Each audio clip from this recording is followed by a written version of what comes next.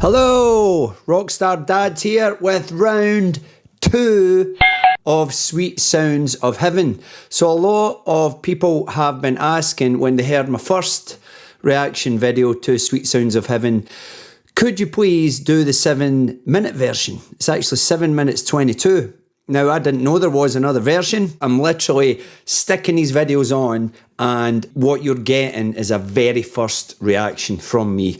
So no time to prepare, no time to do anything. What I want to do is look at it and give you guys that initial very first reaction.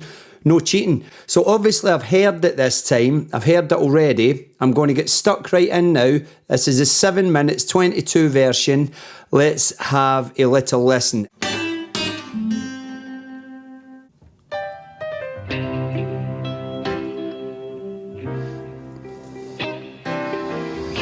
I've not listened to it for a week. I've heard this version. Longer intro. Nice, both guitars, both ears, piano. I hear the sweet, sweet sounds of heaven falling down to this earth. I'm listening more now to Stevie's phrasing on the piano. It's beautiful. I hear the sweet, sweetest sounds of heaven Nice. drifting down to this earth. Bless the Father, bless the Son, hear the sound of the drums as they echo Hear the Hammond. through the valley first. Yeah. Nice. Let no woman or child go hungry tonight. Tonight. Please protect us from the pain and the hurt.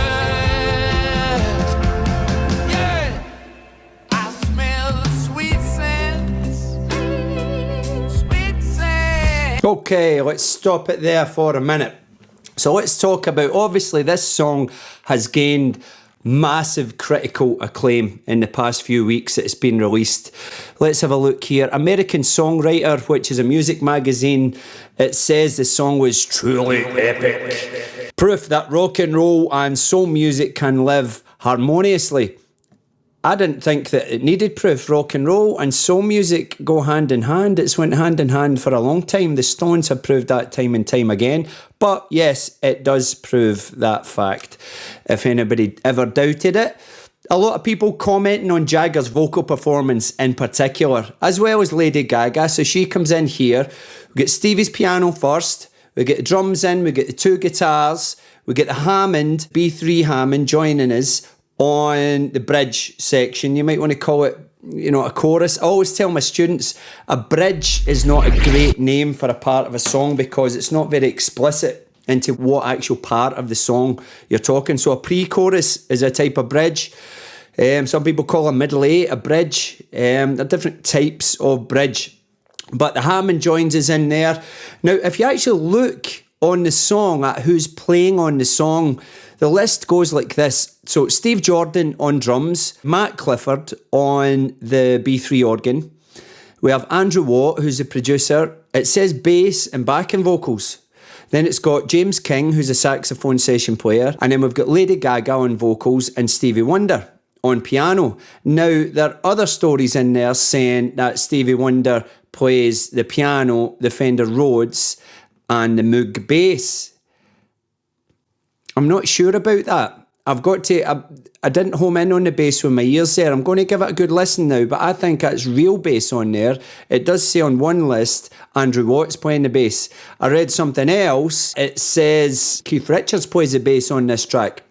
So we'll have a little listen to the bass.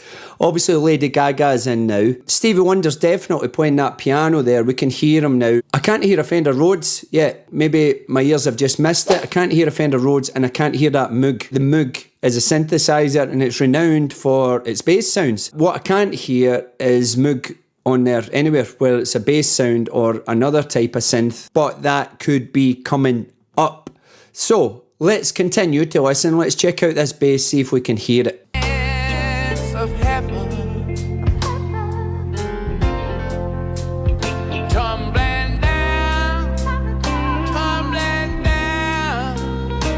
Two guitars, piano, mixed vocal, Gaga's vocal. Ba-ba-down. Hear the sweet sound, the sweet sound of children, and they're praising. Now you can tell they're playing around. The land of their birth. Live performance. Beautiful. No, I'm not gonna Be free. in some dusty motel, and I'm not Listen to the bass. going down in the dirt. That's a real bass on there. I'm gonna lay Gaga's letting go. Yeah, baby. eat the bread, drink the wine, 'cause I'm finally The driven guitars sound beautiful. my friends. Hey. You can have a life without a little shadow. Yeah. Always need to talk about your bow and arrow. So middle eight, we don't get this in the short version. Nice diminished. And the saxophone.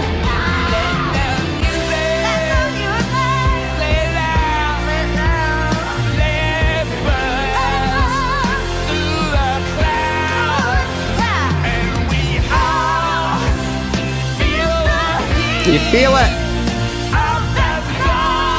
You don't get that playing in single tracks. You got to be together. Bass glissando.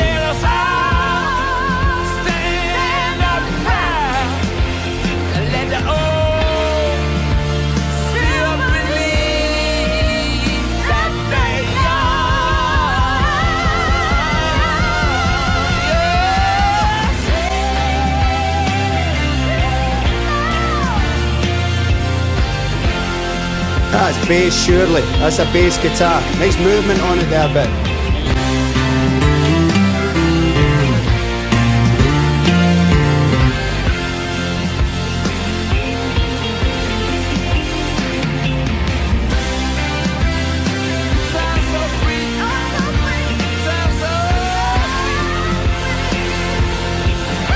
Letting it breathe.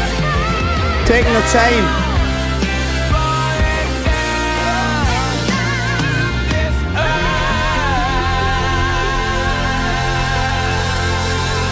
There's more.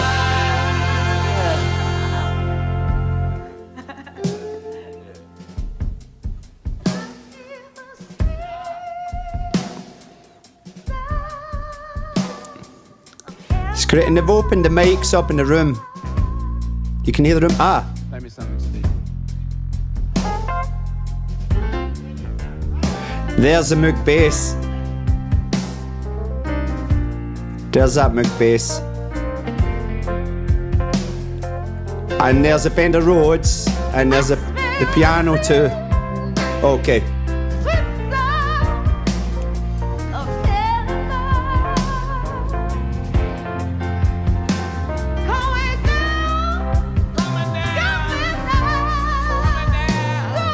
So we got no guitars there. It's just keys, piano, Moog bass. Ah. Then the guitar with those stabs. 3 chords and the truth, huh?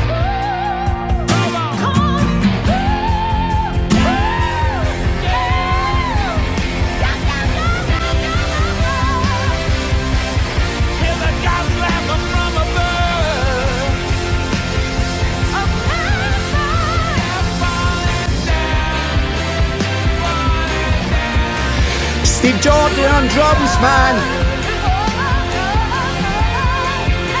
That's fucking meant.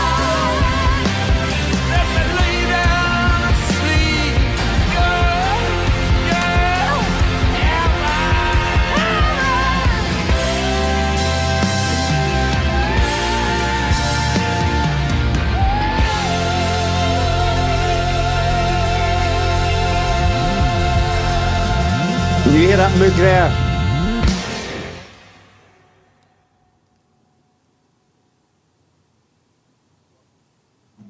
Wow, huh? Wow. Now, if that does not move you, if that song does not move your soul, your spirit, I don't know what is going to move you. I don't know what is going to drive you. I've got it where Stevie is playing on the record. So he's got keys through the majority of the song, but on the outro section, we can hear this layered part of Stevie. We can hear the Fender Rhodes, we can hear the Moog bass, we can hear the piano. I think the first half of the song, I'm pretty sure that's a real bass on the first half. So maybe all of the things that I said at the start were actually true, but let's discuss it. Leave a wee comment, let me know what you guys think. Could be wrong. Again, I'm not right all the time. It's just me guessing what's going on. But Steve Jordan on drums, right? Did a little bit of homework this time, right? It's not a first listen to this. So Steve Jordan plays drums on the first Blues Brothers soundtrack. He played with the Bee Gees, Beyonce, Clapton, Dylan, Billy Joel, Springsteen, Cat Stevens, Rod Stewart, Stevie Nicks, Bruno Mars, John Mayer. The list goes on. And you can hear whatever they paid him was worth it at the end of that track when he lets go. And you can hear he's playing on da da da da da da da. He's hitting the kick on every eighth note there. It's driving the thing. And it just kicks butt in there.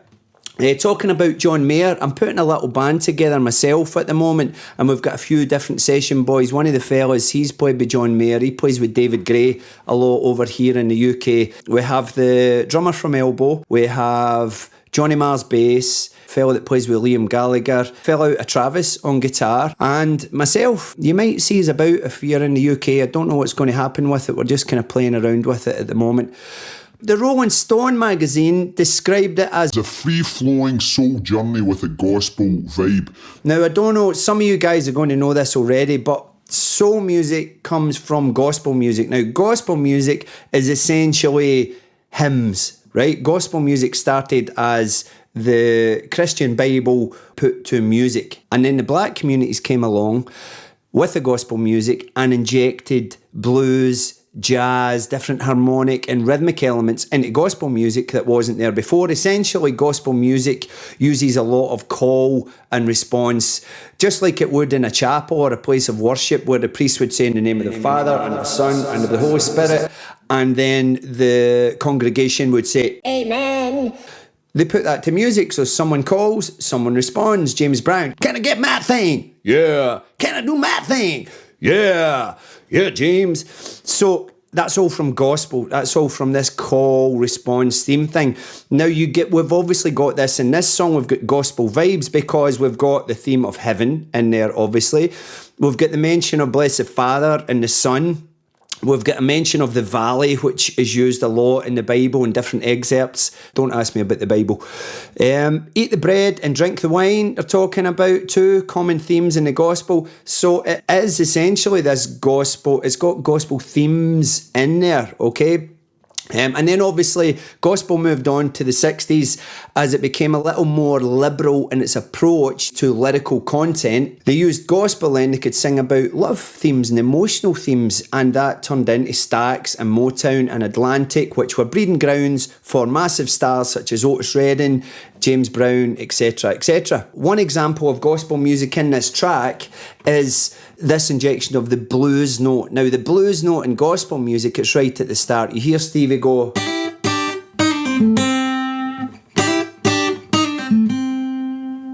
yeah, and you've got major, and then you get that blues. It don't go. It don't go. It goes. It's called a grace note, just slides in there. I was teaching the kids last week, young kids, and we were talking about slavery and all the bad stuff that happened with slavery and what it did to these poor people that get dragged from their homes and said, you are now a slave. And so much bad stuff came from it. But the Chili Peppers have got a line in one of their songs, destruction breeds creation. Now, it does, right? It's just one of these things in the universe, this power-driven universe that we live in, that destruction does breed creation. That's not an excuse to go and destroy shit, by the way, but destruction does breed creation. Now look at the wealth of music we have got from those idiots taking those people from their homes and making them slaves. I'm not saying that was justified. If I could go back in time now, I'd say, no, don't do that. Maybe not. That's a butterfly effect, innit? Don't do that. That would end in problems. But yeah, we've got this beautiful music now from our African heritage, right?